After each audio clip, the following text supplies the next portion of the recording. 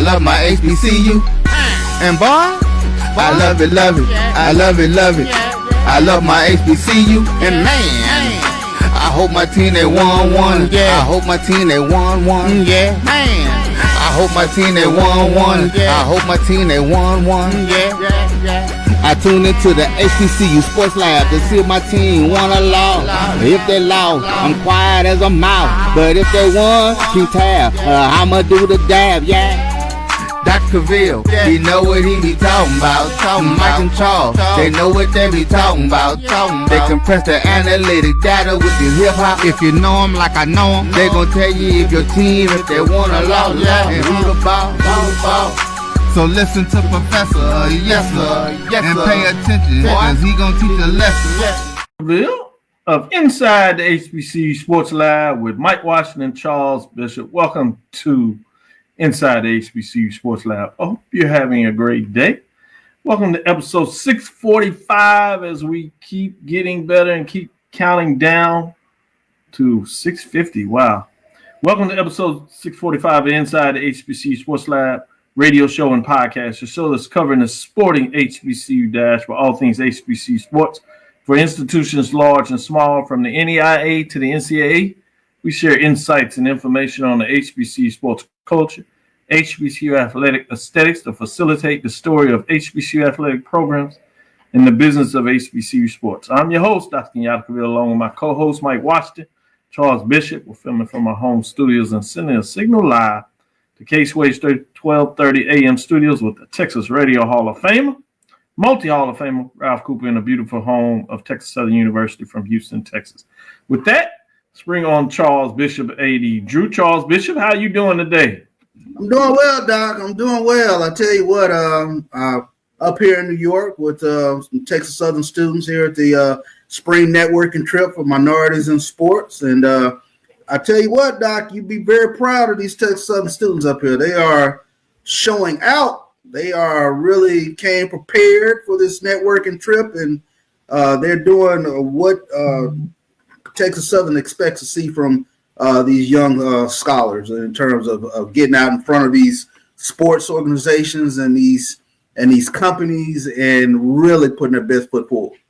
I appreciate it, Charles, and I appreciate you taking the time out of your business schedule and making sure you were there to provide them the mentorship needed as a faculty member to take them up there to New York.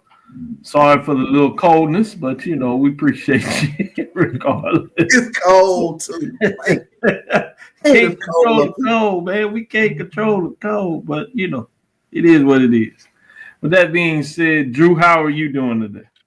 I'm glad those students are prepared, Charles, because I know their dean would give them an F squared. You're only a professor, so you can only give them an F, Charles. The F squares have to go to the dean. But other than that, I'm just enjoying my one shining moment, fellas. You know what I mean? So I got you, man. I got you. Good second. You got in there. Hey, man, the thing about it is just how it worked out. That was certainly wasn't planned, but sometimes the best opportunities come from those that are working, being prepared, so they don't have to get prepared. So that's fascinating how that worked out. And for the Houston folks around here, that's probably about the only shining moment that they got. It didn't work out for them last night. Tough way to get it done. Lost. And shout out to Andrew Roberts, media director for the SWAC office, because he's the one who actually sent me the text like, you made one shining moment. Oh, because by that time I had I halfway kind of fell asleep by the time one shining moment came on. So yeah, it was late. I had to go. First thing I got up this morning, I YouTubed it like, oh crap. It was late. You talking about those folks? And I'm an hour ahead of you. Exactly. Yeah. Everybody trying to catch up and make sure they get their West Coast in media market. Boy, it can do wonders for those in Central. But yeah, in the East Coast, they calling hogs if you ain't careful, boy. I tell you, next day at work, it could be really tough trying to see your sporting events the way they are broadcast there. But yeah, for all our lab listeners, what's up, Lenny? Saying hello to everybody. With that being said, let's get into it. Go back to you, Charles. What's what HBCU news is hot and heavy on your mind? A lot going on the last couple of days. Yeah, a lot going on, Doc. Let's see here. Let's pull something up. I gotta pull things back up here on my computer, but let's take a look at Diamond Johnson, Norfolk State's Diamond Johnson. Speaking of Lyndon Blow, she was named the MVP of the Women's All-Star Game. So in preparation for the 2025 WNBA Draft, Norfolk State guard Diamond Johnson added another spectacular performance to her resume in the Lilly Women's College All-Star Game. As a member of Team Miller, coached by Women's Basketball Hall of Famer Cheryl Miller, Johnson was named the game's MVP. She finished with 21 points on 9 of 13 shooting, including 3 3-pointers that sealed her team's win. She also grabbed 4 rebounds and 2 steals. So congratulations to Diamond Johnson in terms of some more postseason accolades, being the game's MVP there in the Lilly Women's College All-Star Game. Man, Norfolk State is taking a lot of delight right now. You talk about Diamond Johnson. Obviously, they had a men's player that was awarded championship in the dunk contest this past weekend, NCAA Final Four. They named a replacement for the women's coach, Jermaine Woods. Got the update in the call. They formally have announced him. Many people kind of lean towards the fact that he might be on the short list and probably would likely to get the job. He becomes the 7th head coach of school's women's basketball program as it's pending the board of visitor approval. But it should go through in terms of most people's thought process of what that looks like. What's intriguing to me, you talking about what a legend to follow, even though he is a representative of Norfolk State. So it'll be interesting to see what he can get done. He's quoted as saying, "We're very excited to welcome Jermaine Woods to Norfolk State family to lead the women's basketball program," according to Norfolk State's Director of Athletics, Dr. Melody Webb. Coach Woods' extensive experience as a head coach, recruiter, and leader has demonstrated his ability to elevate programs to new levels. I'm confident that his skills will translate seamlessly to this team, continuing the historic trajectory that these young women have set in place. I look forward to watching the Norfolk State community embrace Coach Woods and his family as he steps into his new role. So fascinating to see as he was given many platitudes from the president on down, as well as providing his expectation of where he wants to take the program, which for him, he said was continued work. So fascinating to see a little bit about that. That being said, Drew, what's on your mind in terms of the sporting landscape? I got 2 stories, but and I'm going to stick with the HBCU specific one. And then if it comes back around to me, I'll get into the second one. Let's go to the CIAA and let's go to the Rams of Winston-Salem State, who've been playing basketball in the Gain Center since 1978. Well, that may soon end, as you know. And we talk so much crap about our government, but the state government in North Carolina has proposed a bill that allows $112.5 billion to be used for a health, physical education, recreation complex for Winston-Salem State. The money would be used to build a new multi-purpose facility that would include a new home for Winston-Salem basketball.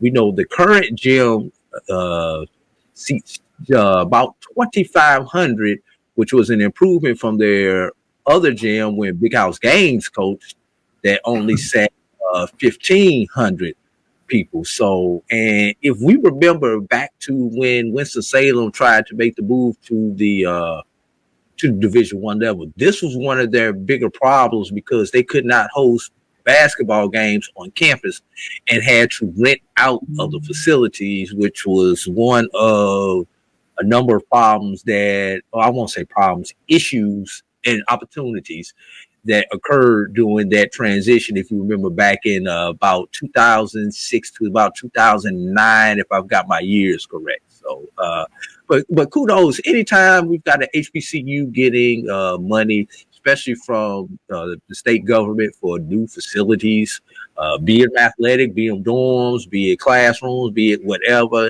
I think that's worthy of a mention. Oh, no doubt. I agree with you. and that was Christian Ings, I should say, in terms of that won the State Farm College Slam Dunk Championship. I want to make sure that we give him love in terms of that. I'm going to go back to you. I'll stay with you, Drew. I know you said that there was a bit that you wanted to put in there, so I'm going to come back to you, and then we'll see if we can put Charles in there. If not, we might push it to the second segment or later in the show. But Drew, go ahead. This one might eventually become HBCU related. We will find out. But Bobby Rome, who most recently was at Bobby Rome II, excuse me, don't want to offend Bobby Rome I, or if there's a Bobby Rome III out there, want to make sure we identify them properly. That's right. Who most recently built a winning program at Florida Memorial. You know, Florida Memorial was an upstart. They started their football program back during the pandemic, after about a 60-year hiatus, if I remember the number correct. Don't quote me on that number. I think it was 61. But he has been named the first ever head coach at Chicago State. Rome, a former North Carolina and professional football player, led the Lions to back-to-back 6-win seasons before his contract was not renewed this past January. The winning seasons were the first for Florida Memorial since they restarted program after, I guess I did have it right, a 60-plus year absence. According to a report by Chicago TV station Fox 32, the Cougars will take the field in time for the 2026 season. Home stadium options are still being considered at this time. So, Bobby Rome was not the first coach to bring Florida Memorial back. He was the second coach down there at Florida Memorial. But, actually, we haven't worked with a upstart fresh program. I think it brings a lot of experience to this Chicago State. And of course, we know the potential HBCU correlation in this, as Chicago State has been rumored to be one of those teams that may join the MEAC should the MEAC go into expansion. Right. To take you back a little bit for those that may have forgotten or didn't hear it, when it was pretty heavy in the HBCU media space, Chicago State a couple of years ago sought membership, I should say, in what would be an expanded MEAC. They received the votes from the ADs, which we've heard before, but they did not receive the final vote necessary from the presidents. And they said one of the things on the table, or at least that was released or kind of out there, was the fact that they didn't have football. Not only did they not have football, is that the MEAC leadership wanted them to assure them that they would bring in football. And after speaking with the VP of athletics at Chicago State and getting some insight, is that they were very comfortable that they would likely get football, but they wanted to go through the proper process in terms of going through the vetting, doing the consultants, and making sure that it was realistic that they could bring back football. And ultimately, we heard the announcement that they would bring back football, and now we see that they're moving forward with announcing a coach. So it'll be interesting. With all that said, also is noted that they did gain membership into the NEC. So they start that. They played this past season, I believe, NEC member. And so NEC is looking for football so they could stay home there, or do they try to go back to the MEAC? It'll be interesting to see what that looks like. The MEAC actually go back out there and see and ask them if they still have interest. And so I would imagine this side, it would be more important that you probably get the recruiting questions or mechanism more from a MEAC perspective than Chicago State, because obviously they were not awarded admissions. So you don't necessarily run back to kind of get your head slapped again. You would want to know that there's interest for them. So it'll be fascinating, as you said. How does this work out? Obviously not an HBCU by the designation, but they are what is referred to a minority serving institution, MSI, but the minorities that they serve happen to be a Black population. So oftentimes they are thought of in terms of a Black institution because who they serve. And didn't they just hire their basketball coach also out the HBCU ranks? I'm just trying to go back to my Wayback Machine, even though it's only about 2 weeks old right now. I mean, help me out, Doc. Help me out, Chuck. Great point. Let's take our next break because I think guest is coming in there, and then we'll follow up latter part of the show to see if we can get in a little more dialogue because that's a great points there. Other news we can share as well as you get some more information on Donte Jackson. Tough decision, he said, to leave Grambling State as he moves to Alabama A&M. We've had that discussion with some other folks, but we'll see if you all want to talk a little bit about that. And we get into some baseball. It is baseball season, so we'll give you some updates, some rankings, where teams stand in the SWAC and the SIAC, the two HBCU conferences that play baseball at the Division II, Division I level, and then we have HBCAC that plays baseball at the NAI level. With that, we'll take a first break, come back on the other side, and see if we can get you this surprise guest that's continuing to do big things. We'll see what that looks like. Champion is in his defined definition now. With that, we'll be right back after that break.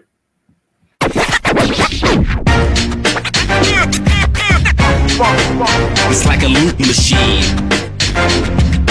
Going around town, trying to get down.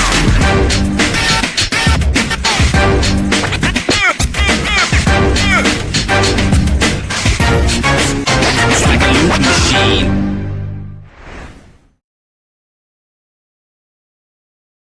You're looking for the latest information on Southern University sports, the Southwestern Athletic Conference, and HBCU athletics. There's only one place to go.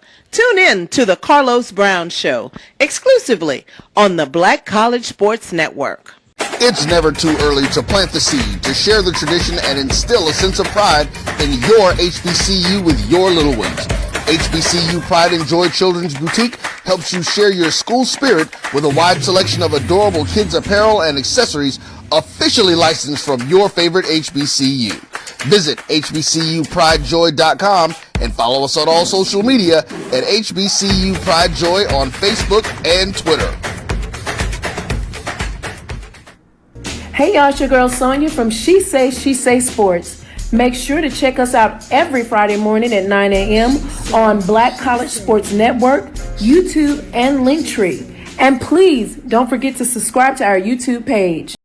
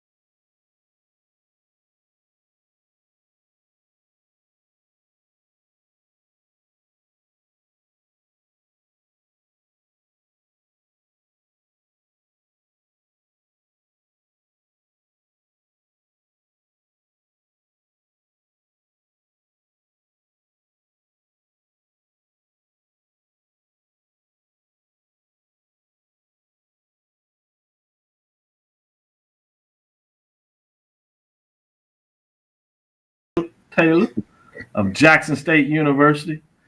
You know, we used to have to go through all the accolades, read his bio, but I think we can simplify it all now. We just can say champion.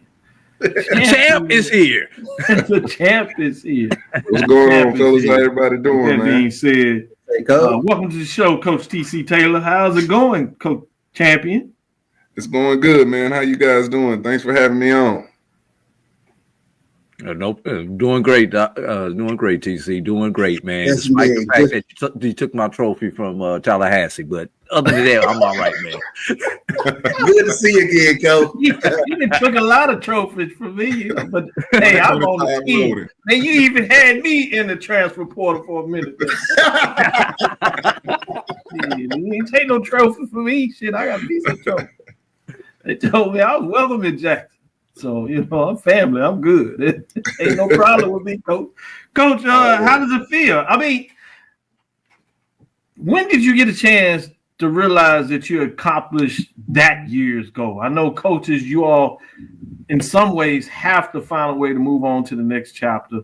Obviously, you need some time with your family, which is extremely important. You got to find a way to go get them Christmas trees and things of that nature. You gonna have some other problems. But with that being said, and then you probably need some personal time. Just kind of take it down a level to get prepared for the grind in that workspace. But where did you get a chance to kind of take some time to be like, all right, we did that. I checked it off. That was good. Yeah. I think, Doc, leading after the game, those couple of weeks leading up to the new year, I really took some time to reflect back on the season. Enjoy the championship, enjoy that run that we were able to make, we're blessed to make. And, did a little deer hunting, hung with the family. We got to ask the question. Did you get any bucks? Oh, got a big one. End up killing, I think, had 15 points. I didn't get any deer sausage. See, you asked about the books. You asked about the deer sausage. I know. I was setting you up. I want to know first. You got to take that. You got to take that up with the wife now. She guards that freezer. It was leading up, and that time leading up to the new year. I wanted to really try to take it in. It seemed like everything happened so fast. That season went by so fast. You played a SWAC championship, you go win a Celebration Bowl, and then I can remember we flying back home, and we got landed. I look at my wife like, man, we got to do that again. I don't really remember having a great opportunity to celebrate everything. It seemed like soon as the game over, how Travis is here. He's pushing me to the media. I didn't really get to celebrate with the team. You got to go over here and do this. You got to do this. You got to see this person. But, that time leading up just took some time. Appreciate you, Travis, because one of those folks was us. He does a pretty good job, though. That's my guy, Travis, so he gets me where I needs to be. But, leading up to the new year, and once that new year hit, I flipped the switch. It was time to get back to work, see what this roster looked like. We lost some coaches we had to replace. So it was all back to work after that, gearing up for 2025. So you mean I got to celebrate longer than you did, Charles? Go ahead with the follow-up question. You definitely did. I know I did, Coach. I celebrated. Let me tell you this, I planned on staying in Atlanta after the game, but after that game, my wife was right there at that bus and said, "Get your butt on here. We're finna get on this plane and get on back." So it was time to get on back anyway. But the game was, it was a beautiful deal to go down there and win a Celebration Bowl national championship. Just blessed. AD, I'm gonna let you jump in here and ask the question. Now that you've had time to decompress, Coach, and reflect, I'm gonna just hit you straight liquor, no chaser with this one. And no, I'm not gonna ask you for your tape from your spring practices or anything like that. But with the changing landscape, with everything that's supposed to be coming out from the NCAA this week, and we've seen how things have gone with NIL stuff changing left and right, changing more often than we change our underwear and portal stuff. How do you keep up, Coach? How do you how do you do it? Because what you may have planned in January and February, it changes in March and April, and Lord Jesus, we have no clue what's going to happen by the time August gets here, Coach. So how mentally, how do you deal with this in this particular day and age?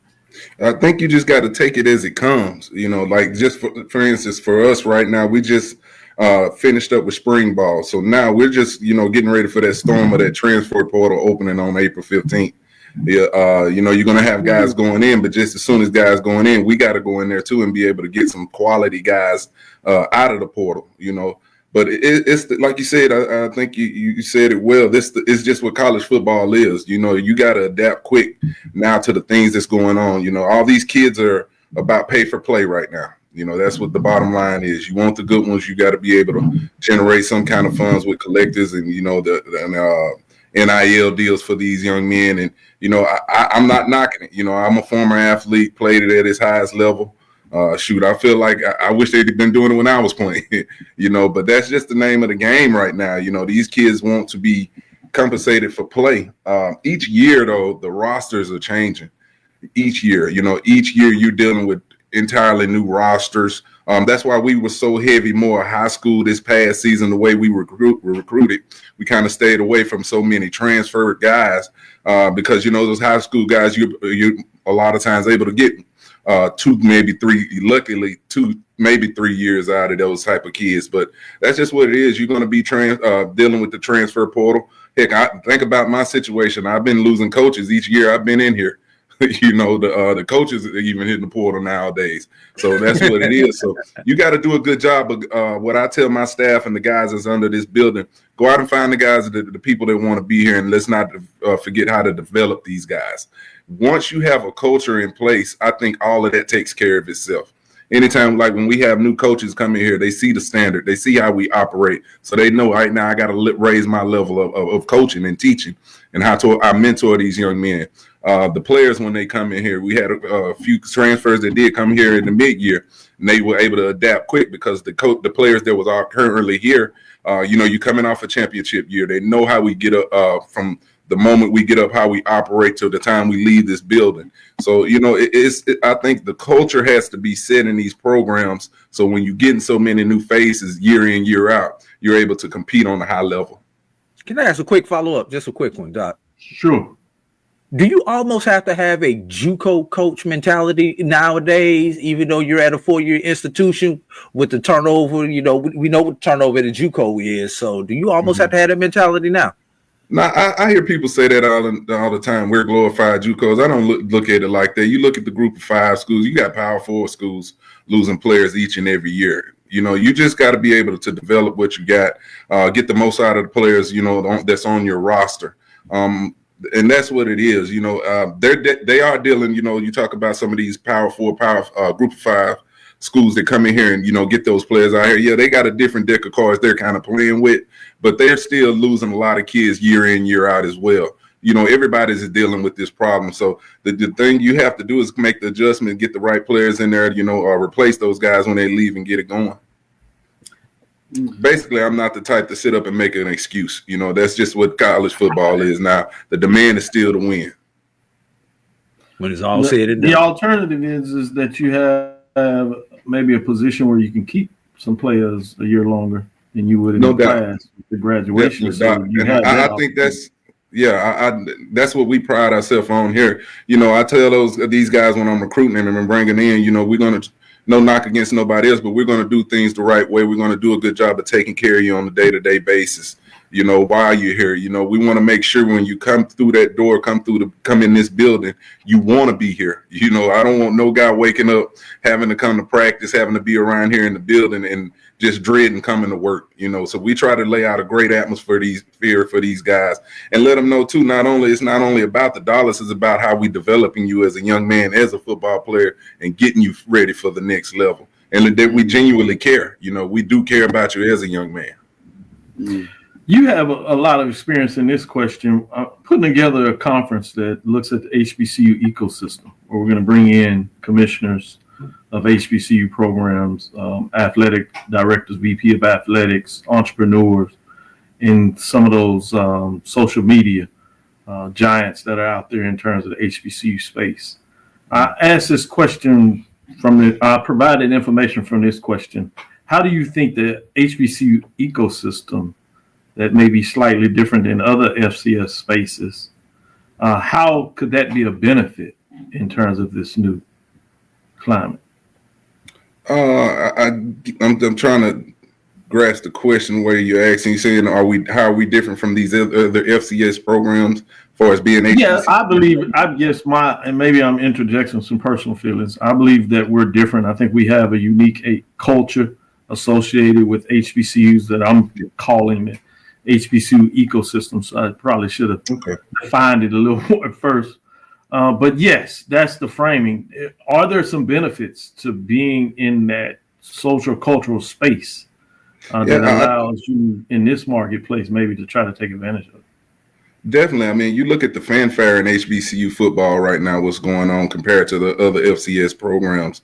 You're talking about night and day. You talking about night and day. You do have your North Dakotas, the South Dakota, some of those heavy hitters like that. But, the rest of those schools doesn't quite get the attendance and the that fanfare that we get on a weekly basis. You talk about a JSU, a FAMU, Southern. I can keep going. The list goes on for us. The support for us, the fanfare and things like that.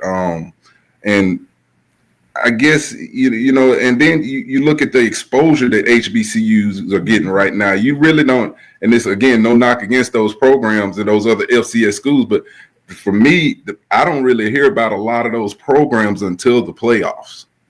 When you hear about the FAMU Jackson State rivalry, that thing is building. You just talking about it now. It's building up now. The Southern Jackson State, the Prairie View Texas Southern. That's something that's talked about year round on all stages. So that's what I think the difference is right now. In the two.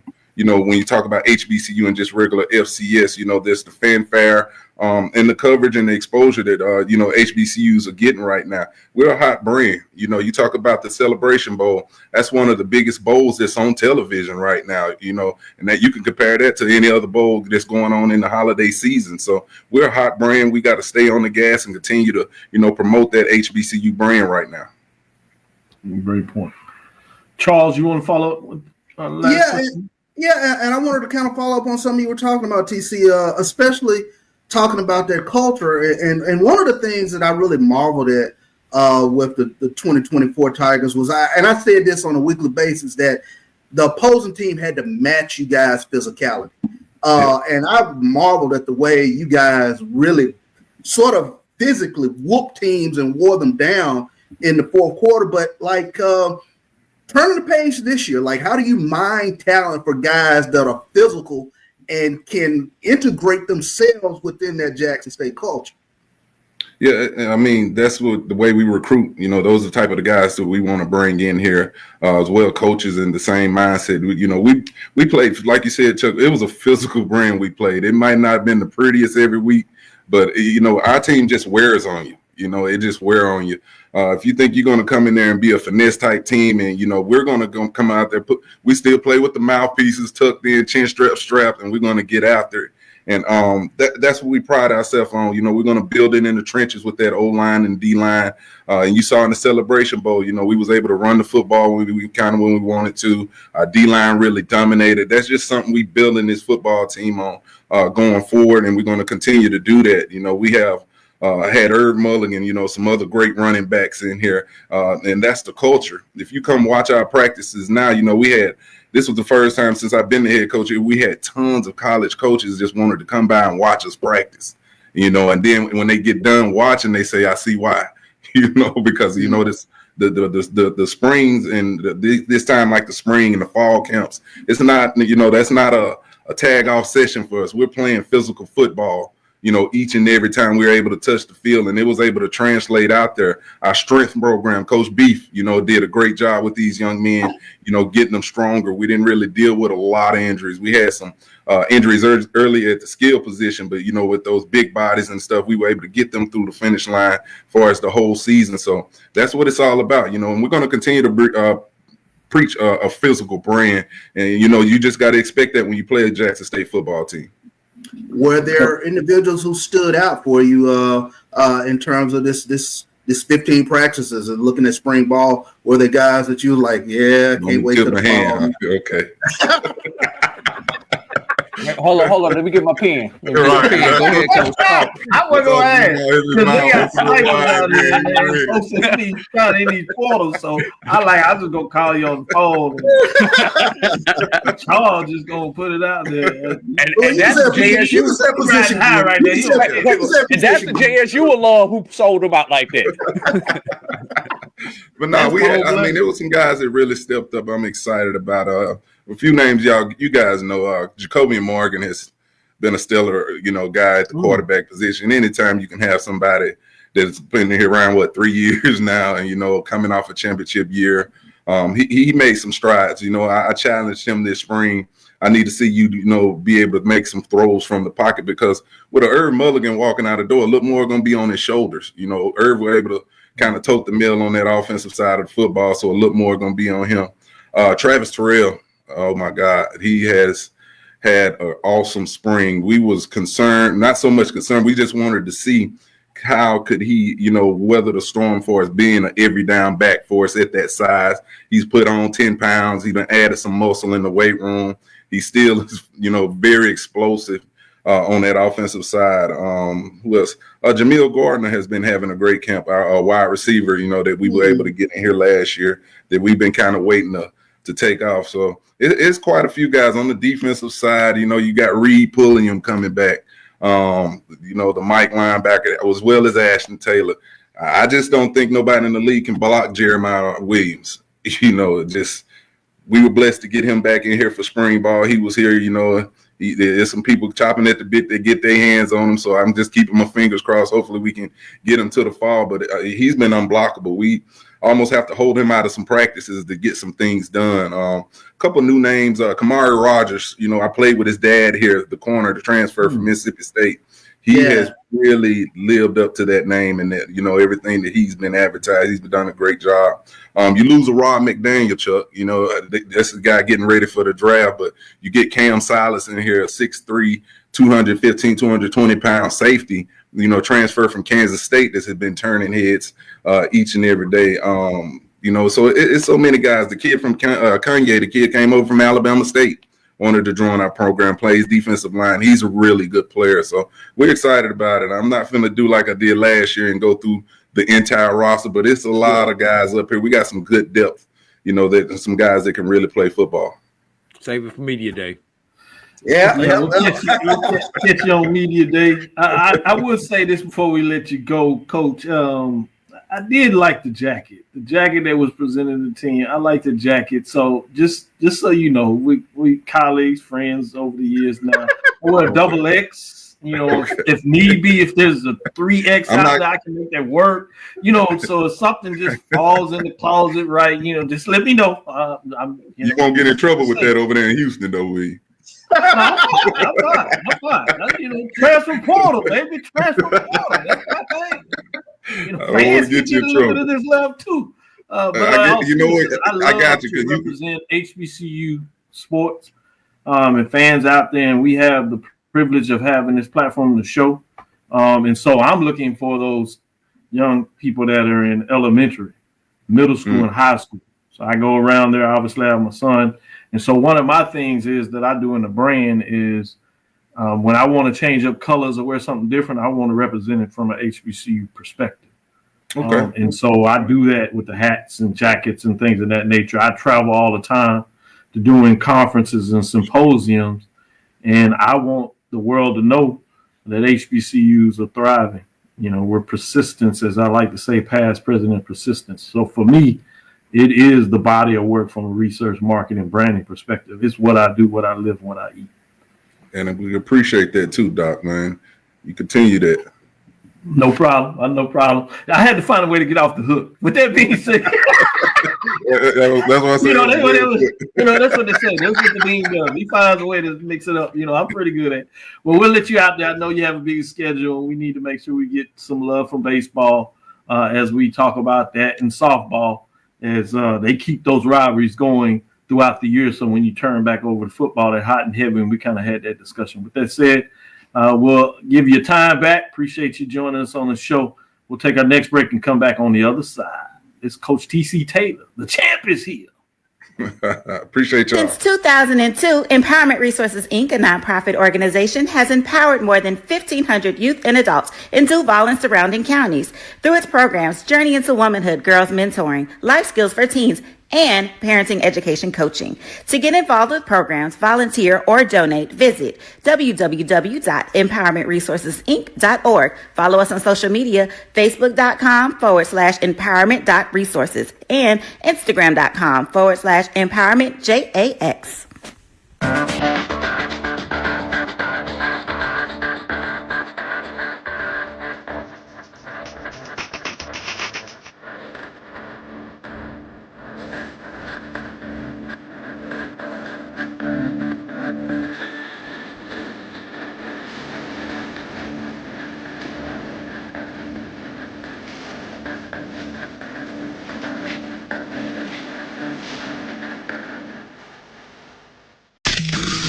human voice has always connected audiences with experiences. Major brands all across America have trusted Cavil's voice time and time again.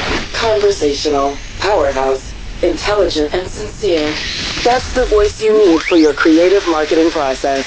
KEAVERSVOICE.com. Cavil's Voice, Cavil's Voice, CavilsVoice.com. Always on, all the time.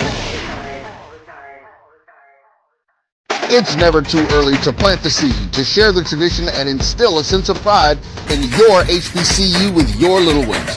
HBCU Pride and Joy Children's Boutique helps you share your school spirit with a wide selection of adorable kids apparel and accessories officially licensed from your favorite HBCU.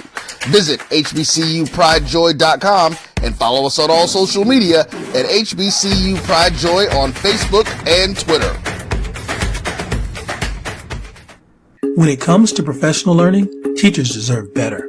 From the leader in online learning, Stride brings you the Stride Professional Development Center, an on-demand library of mobile-friendly courses that gives teachers choice and flexibility, allowing them to learn anytime and anywhere. Our dynamic courses provide bite-sized learning and help educators advance their knowledge while also gaining professional development hours. It's time you take charge of your learning. Visit us today to get started. Compress the analytic data with the hip hop. If you know them like I know them, they gon' tell you if your team, if they wanna lose, and who the ball. So listen to Professor, yes sir, and pay attention, cause he gon' teach a lesson.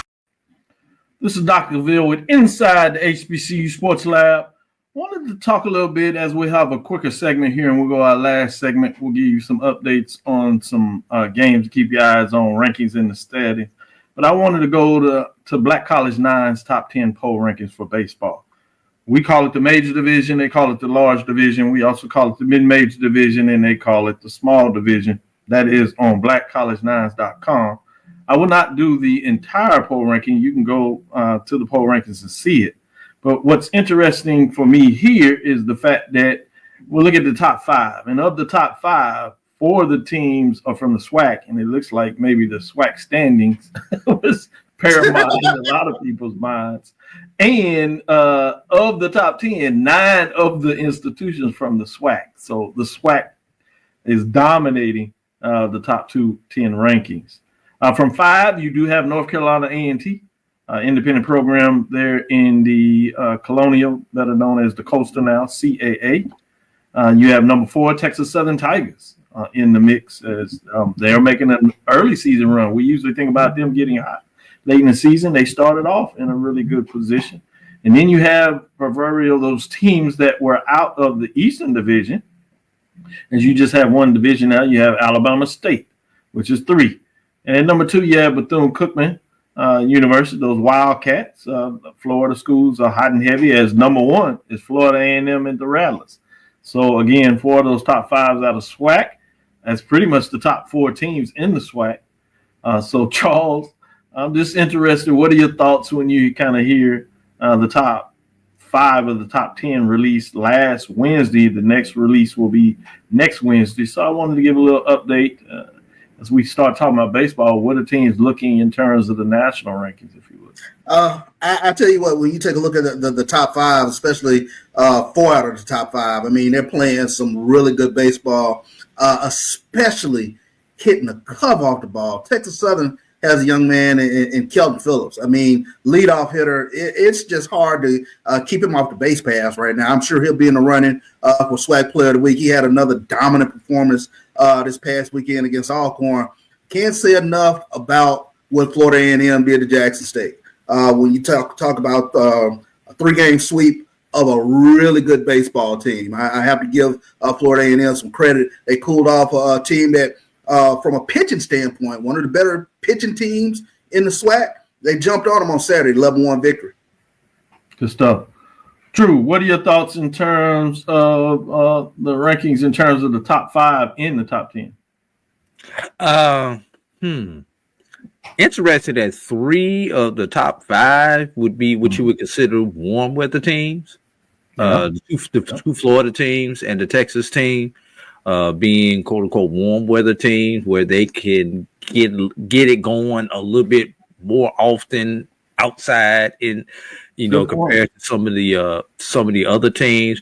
But I hate to go back to 2021 when we was so excited about the new SWAC with FAMU and Bethune coming. I mean, the one thing that a lot of people, not this show, but a lot of people failed to talk about was what was going to be the shift in baseball. And I mean, we're seeing it. Yes. FAMU, Bethune, 1-2 in the poll rankings and in the SWAC. The old guard, which at that point in time, Alabama State was one of the hotter teams, along with Southern and Jackson State. Alabama State is still holding on. Jackson State and Southern, dare I say it, mediocre this year. I mean, I'm just if you look at the rankings, they're right there, number 6 and 7. So that would be considered mediocre right now. For their standards. Stetson for their standards. Exactly. Their standards. This is not the Jackson State and Southern team that we grew up with. So that's a good point. Just throwing those out there, food for thought. Yeah, I think that's an excellent point. Let's move over to the mid-major small division. What's interesting here is obviously you have the mix potentially of NCAA, Division II, and NAIA programs, and it's actually split 5 and 5. 5 of your teams out of the NAIA and 5 of your teams out of the NCAA Division II. We only look at the top 5, and of the top 5, at number 5 you have Miles College, number 4, Wiley University at number 3, Edward Waters University at number 2, Savannah State University at number 1, Talladega. So of your top 5, 2 are out of the NAIA and 3 out of the Division II, and those 3 are out of the SIAC, while the 2 out of the HBCU AC. So fascinating when you look at that. Charles, any thoughts in terms of the mid-major division from the Black College 9 poll top 10? I keep blinking my eyes with Wiley in front of Miles and Albany State. That just is that's throwing me off. I mean, I got to give Wiley some credit for being in the top 5, and I had to look at it again like, whoa. You know, so you know, looking at those NAIA teams last season, especially in the Black College World Series, they played some really good baseball. So not really surprising that you got NAIA teams right there in the mix with the Division II teams, but that's Wiley in front of Albany. It just kind of throws me off today. I get it. The changing of the guard a little bit as they're playing some good baseball. Interesting how that move maybe from the Red River Athletic Conference, HBCAC has helped Wiley University. So it'll be interesting to see what that means for Houston Tillotson and Paul Quinn moving forward, particularly Houston Tillotson with their baseball program. With that being said, Drew, I have to get your thoughts as well. Charles, I'm going to answer your Albany State question. This Albany State team, I just saw them this past weekend, doesn't have the pitching that the Albany State teams that we have seen over the last 5 years or so with Albany State. They can still hit the cover off the ball, but their pitching is not the same that we've seen. No offense to the NAIA teams, but I find it hard to put an NAIA in the number 1 slot simply because of strength of schedule on the NAIA level. While the good teams, like you said, Dr. Cavil, the good teams are the good teams and they can play some ball, but it's kind of hard to gauge them because of some of the teams who they play on a regular, including some of the teams within their own conference. So while Talladega deserves to be in the top 5, I'm not sold on them being number 1. What's scary for me, and I'm putting my Morehouse hat on right now, is that the 2 SIAC teams sit at the number 2 and the number 3 slot are on our schedule to close out the season. That is scary. And the other series, because we have three conference series left, the other series that we have to close out the season is a team that is not in our poll, but is leading our conference because they are not an HBCU. That is the other team that we have to close out our season with at the house. So we got a real back. And they were red hot. They won 10 in a row in terms of their last teams. I gotta ask a question because I mean I'm really curious about this. Is where can I find me some Saturday Sunday arms? Because these double-digit scores on the weekends, boy, after you get beyond the game one start on Friday, man, it's a free fall on the weekend. Charles, I think it's going to be more challenging to get those arms as we move into this new college framework where NIL, even more so if this House settlement is approved. Obviously, you had the update yesterday before the championship, oddly enough, and she basically said she wanted a week for them to answer a couple of questions, but everybody believes that it's going to be approved. So with that, now it becomes even more challenging in terms of the best arms that are in baseball that are not going and signing the Major League Baseball first round. Yeah. Now you got those second, they're going to go into, be frank, the SEC. Maybe the ACC. Big 12 may get a little share, and you might even sneak some, depending on the region, up in the Big 10 because they're in. It'd be Big 10 West. Yeah, where they can, particularly the Big 10 West, where they can put out the money for them. The only thing that may provide some fortunate to that is that you do have your roster limits, which may reduce some of the players they can get in there in terms of where the roster limit is baseball, but it actually extended a little bit. So that might even be a challenge. So I think you're going to have to find a way to enjoy the uniqueness of college baseball from the perspective that you see, right, with its warts and everything. And I think that's just going to be a unique challenge until you find a different way, unless you change the bats maybe. I don't know. A couple of things. I think we're going to. Well, let's take this last break, and then we'll come back on the other side and bring you back because we're still going to talk a little more baseball. We'll give a break. I want to answer Charles's question. Take that last break.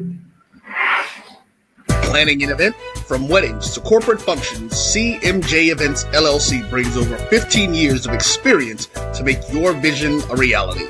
Based in Metro Atlanta and serving statewide, even internationally, we provide versatile event planning and authentic catering cuisines tailored to your needs. Whether it's pre-game meals for student athletes, fundraisers, weddings, corporate functions, CMJ Events LLC is your one-stop solution for exceptional service and unforgettable food. Our diverse culinary heritage means we cater to all cultural tastes, dietary needs, and food restrictions, making every meal uniquely yours. Let's make your next event unforgettable. Visit us on all social media at CMJ Events LLC or email us at cmjeventsllc@gmail.com. Also give us a call at 404-664-3882 so that we can start planning now. This is the Dean of the College of HBCU Sports, Kenyatta Cavil of Dr. Cavil's Inside the HBCU Sports Lab with Mike Washington and Charles Bishop.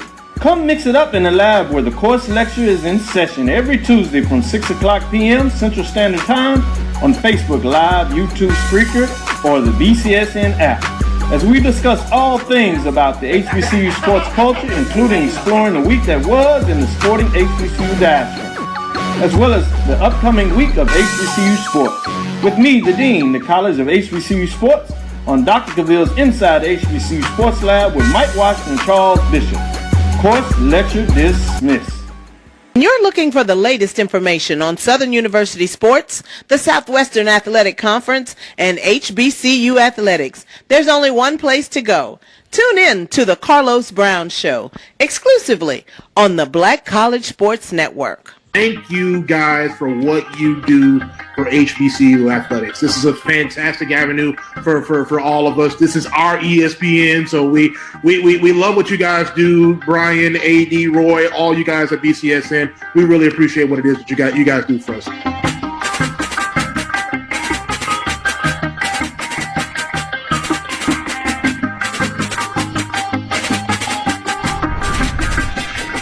Compress the analytic data with your hip-hop. If you know them like I know them, they gon' tell you if your team, if they wanna lose, and who the ball.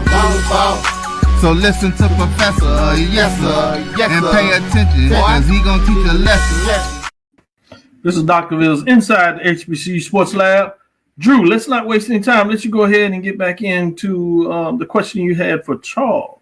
Well, I was going to answer Charles's question. Answer the question. And then I was going to come with a comment.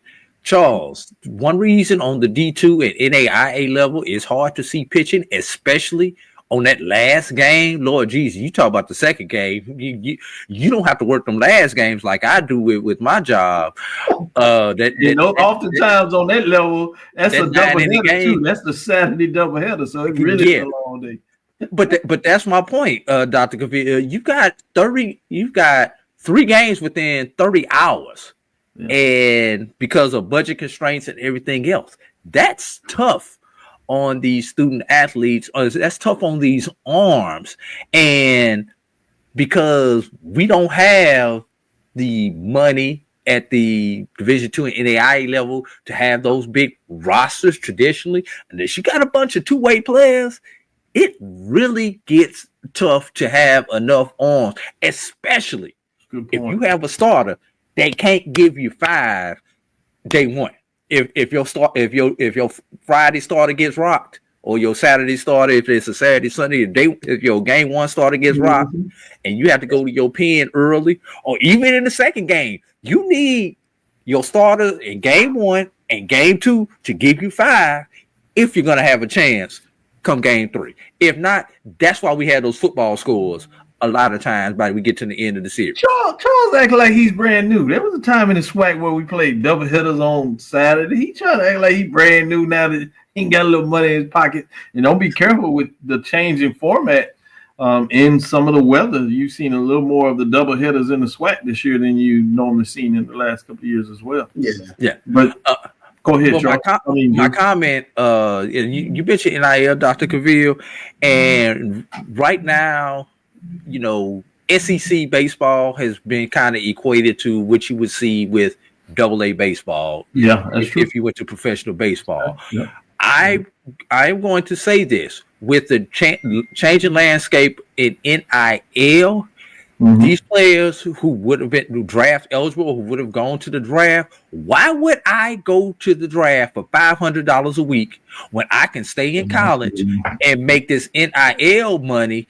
Yeah. Play 3, play 4. If I'm not a first or second round pick, I'm staying in school and going to continue. You're going to see, especially when you talk about the SEC, Big 12, Big 10, ACC, you're going to see a better brand of baseball at that level in the next few years than you will see at the AA and even the AAA level a lot of times, and definitely better than you're going to see at single A, because the talent is going to stay in college now. Yeah, we got an example of that when you on the women's side, college basketball.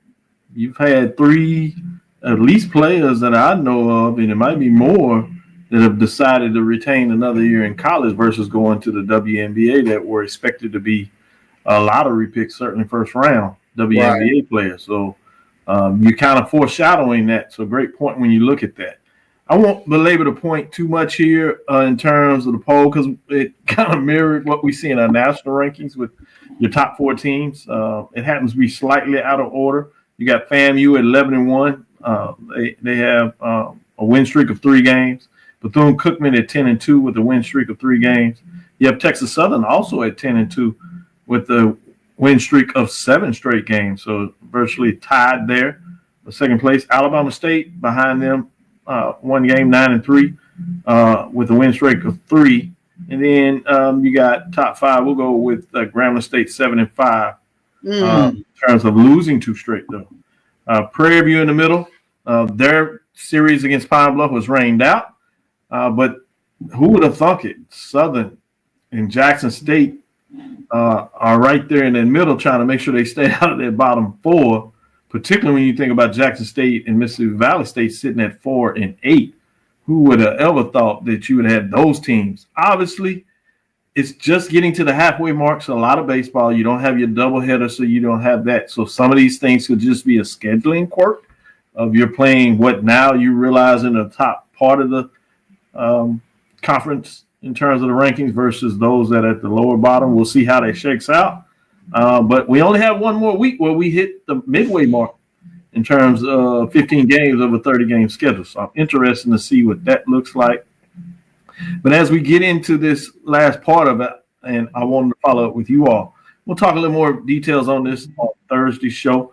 We do have a Florida A&M at Mississippi Valley State. Valley State has, kind of surprised some folks, but they ran into that buzzsaw last week with Bethune-Cookman. I got to see the middle game where it was actually pretty close for a while, and it just kind of ran out that arm, but Bethune-Cookman got it done. I don't see much taking place in the Delta, but you just never know. It is baseball. Bethune-Cookman at Alabama A&M. So you see Bethune-Cookman maybe continue to get gun. Being on the road, you just never know. At Arkansas, Pine Bluff, Texas Southern. I don't see a lot of movement for Texas Southern, particularly at home. But Pine Bluff is tough. The Grambling State and Prairie View A&M matchup. I think that should be an interesting one. Alcorn State and Southern. Maybe Southern can get some good right. Alcorn is struggling this year. And then you got Jackson State at Alabama State, another good one. One to keep your eyes on. It's a tough series. So I imagine where you're going to go, but I'm going to go with you, Drew. Are you on the same page with the key matchups being Grambling State, Prairie View, Jackson State, Alabama State? If I forced you, which one are you keeping your eyes on more than the other? Oh, I think the sexy game is Jackson State, Alabama State, and I think my sneaky link is going to be the Grambling State and Prairie View A&M. I like it. Charles, you same playbook, or are you going in a different direction? Absolutely. I mean, I think Jackson State has to go into Montgomery. They got to get 2 or 3 in that series in terms of, like you mentioned, 4 and 8 going into that series tied with Valley. So the tough back-to-back weekends in terms for Jackson State taking on Florida A&M and Alabama State. I think the schedule kind of lightens up a little bit as we get to the back part of the season, but this is a tough part of the schedule for Jackson State. And like AD mentioned, I mean, Grambling and Grambling and Prairie View. I think that's a big series this weekend as well. Southern took it to Grambling this past weekend. Yeah, I got to get on the road. I go to Dallas for half a day trip. I don't know what you call it. I'll be back on Saturday. So probably take Deuce out this Saturday to see Texas Southern. And then see if Sunday we can get down to Prairie View. So hopefully I can give you some updates on both sides of what that looks like. I know we're getting ready to close, but I'd be remiss if I didn't give some love to the SIEC, particularly with the AD on here, the D2 guru, as we like to call him in terms of this spot, particularly for the SIEC. We acknowledge Spring Hill, 21-2, 28-9 overall, won the last 10 games, so they're having a wonderful season. We focus on the HBCU, so we'll look at those next 4 or 5. We have Savannah State really having a solid season as well. They're 18-6, 21-9. They've won 7 of the last 10. You got Edward Waters that are 16-8, 23-14. Pretty solid season themselves. They've won 8 of the last 10. Then you have Miles, 13-9, 18-17-1. They've kind of hit a tough streak. They're just 3 of their last 10. So they're heading in the wrong direction. And then I'll give some love to Albany State, who is toughing it out. We've kind of surprised where they are.